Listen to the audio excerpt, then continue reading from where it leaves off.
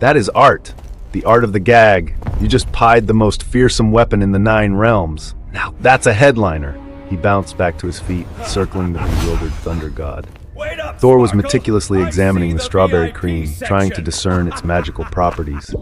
He scraped a small bit off with his gauntlet. This compound, it is sweet, Thor observed, a hint of wonder in his voice. Is this a test of my restraint? Did Father Odin send you, a trickster of a lesser realm, to gauge my humility by making a mockery of my trusted companion? Joker stopped, his smile dimming slightly as he processed the thought. A test? Oh, I like that. Makes the whole thing so much more dramatic.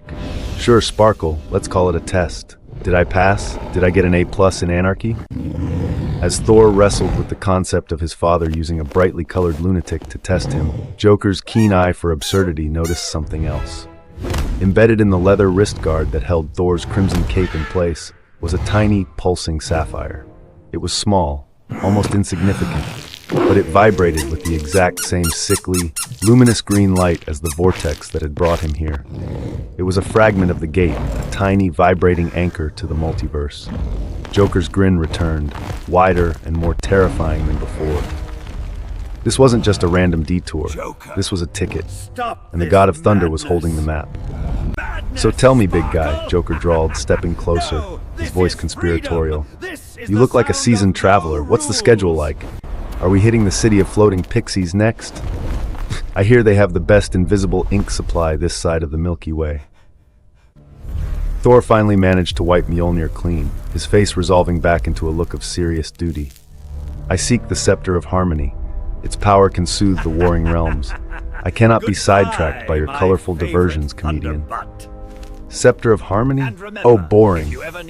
Joker clapped his hands dismissively. Harmony is the sound of 1,000 people laughing at the same joke. And I'm conducting that symphony. But fine, we'll do your little fetch quest. Lead the way, Sparkle. The show must go on, and I'm sensing this whole 9 realms thing has some serious comedic potential. Thor, still fundamentally unable to process the nature of this being, interpreted the cooperation as compliance. He took a single, purposeful stride forward, setting a course deeper into the ancient woods, completely unaware that he was not leading a quest, but merely being followed by the universe's newest, most dangerous, and most delighted tourist. The climax was less a battle and more a chaotic, glitter-fueled farce. Joker, having successfully used Thor's own quest as a springboard for his multiverse joyride, had finally achieved his ultimate goal, finding the largest, most volatile tear in the fabric of existence. It was located deep within a cavern, guarded by an annoyed, 3-headed Cerberus, which Joker had promptly distracted with a truly gigantic squeaky toy in the shape of Batman's cowl. Thor finally understood. The comedian was not a test, but a force of nature, a sentient void of delightful chaos. He pursued Joker, not with the intent to harm, but to simply send him back to the dreadful little town called Gotham. Joker, stop this madness! Thor roared, standing on the precipice of the cosmic tier, Mjolnir ready. Joker stood on the edge, silhouetted by the swirling infinite void, his coat billowing dramatically. He turned, his smile wide, genuine, and utterly free. Madness, Sparkle? No, this is freedom. This is the sound of no rules. You try to find harmony in a tiny scepter. I find it in the entire, absurd, beautiful mess. He reached into his pocket and pulled out the tiny sapphire fragment he had discreetly removed from Thor's wrist guard days ago. It pulsed violently.